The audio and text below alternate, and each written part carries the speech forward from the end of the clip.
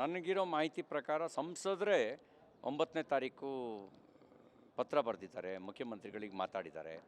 ಅದಾದ ನಂತರ ಕೇಂದ್ರದ ಭೂ ಸಾರಿಗೆ ಸಚಿವರಾಗಿರ್ತಕ್ಕಂಥ ನಿತಿನ್ ಗಡ್ಕರಿ ಅವರು ಕೂಡ ಮಾತಾಡಿದ್ದಾರೆ ಅನ್ನೋದನ್ನು ನಾನು ಸೋಷಿಯಲ್ ಮೀಡಿಯಾ ಮೂಲಕ ನೋಡಿದೆ, CMಗೆ ಮಾತಾಡಿದ್ದಾರೆ ಅಂತ. ಆ ಸಂದರ್ಭದಲ್ಲಿ ಮುಖ್ಯಮಂತ್ರಿಗಳು ನಾನು ಇನ್ನೊಂದು ಯಾವುದೋ ಬಿಜಾಪುರದ ಕಾರ್ಯಕ್ರಮಕ್ಕೆ ಹೋಗೋಕ್ಕಿದೆ ಅಂತ ಹೇಳಿದ್ದಾರೆ. ಅದಾದ ಮರುದಿನ ರಾಜ್ಯದ ಲೋಕೋಪಯೋಗಿ ಸಚಿವರಾಗಿರ್ತಕ್ಕಂಥ ಶ್ರೀ ಸತೀಶ್ ಜಾರಕಿಹೊಳಿ ಅವರು ಸ್ಟೇಟ್ಮೆಂಟ್ ಕೊಟ್ಟಿದ್ದನ್ನು ನಾನು ಗಮನಿಸಿದ್ದೇನೆ. ಅವ್ರು ಸ್ಟೇಟ್ಮೆಂಟ್ ಕೊಟ್ಟರು, ಮುಖ್ಯಮಂತ್ರಿಗಳು ಬರ್ತಾ ಇಲ್ಲ, ನಾನು ಅವ್ರ ಪರವಾಗಿ ನಾನೇ ಬರ್ತಾ ಇದ್ದೀನಿ, ನಾನು ಭಾಗವಹಿಸ್ತೀನಿ ಅಂತ ಹೇಳಿದರು. ಅವರು ಅರ್ಧ ದಾರಿಗೂ ಬಂದಿದ್ದರು. ಅವರು ಅರ್ಧ ದಾರಿಯಿಂದ ವಾಪಸ್ ಹೋದರು. ಆಮೇಲೆ ರಾಜಕಾರಣ ಮಾಡಬೇಕು ಅಂಥೇಳಿ ಬಹುಶಃ ಮುಖ್ಯಮಂತ್ರಿಗಳ ಪಕ್ಷ ನಿರ್ಣಯ ಇದೊಂದು ರಾಜಕಾರಣದ ಒಂದು ಭಾಗ.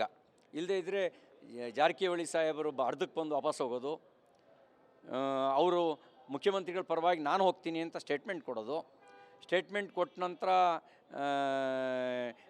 ಗಡ್ಕರಿ ಅವ್ರದ್ದು ಅಧಿಕೃತ ಬರೋದು ತಯಾರಾದ ಮೇಲೆ ಆಮೇಲೆ ರಾಜಕಾರಣ ಮಾಡೋದು, ಇದೆಲ್ಲ ಒಂದು ಪೊಲಿಟಿಕ್ಸ್ನ ಒಂದು ಭಾಗ. ನಿಮಗೆ ನಾನು ಇರೋದನ್ನು ಹೇಳಿದ್ದೀನಲ್ಲ, ಈ ಭಾಷಾ ಹೇರಿಕೆಗೆ ಸಂಬಂಧಪಟ್ಟಂತೆ ಕಾಂಗ್ರೆಸ್ ನಿಲುವು ಬದಲಾಯ್ತಾ? ಅಂದರೆ ಅದೇ ಮಾತನ್ನು ಹಿಂದಿ ಏರಿಕೆ ಅಂತಾರೆ, ಉರ್ದು ಏರಿಕೆ ಬಗ್ಗೆ ಒಂದಿನಾರು ಮಾತಾಡ್ತಾರಾ? ಯಾಕೆ ನೀವು ಉರ್ದು ಭಾಷೆಗೆ ಪ್ರಮೋಟ್ ಮಾಡೋದಕ್ಕೆ ದುಡ್ಡು ಕೊಡ್ತಾ ಇದ್ದೀರಿ? ಕನ್ನಡ ಇಂಗ್ಲೀಷ್ ಎರಡೇ ಸಾಕಲ್ಲ, ಉರ್ದು ಯಾಕೆ ಬೇಕು? ಮುಖ್ಯಮಂತ್ರಿಗಳಿಗೆ ಅಗೌರವ ಮಾಡಲಾಗಿದೆ. ಸಮಯ ಕೇಳಿದ್ರು ಕೂಡ ಮುಖ್ಯಮಂತ್ರಿಗಳು ಕಾರ್ಯಕ್ರಮವನ್ನು ಮುಂದಾಕಲಿಲ್ಲ.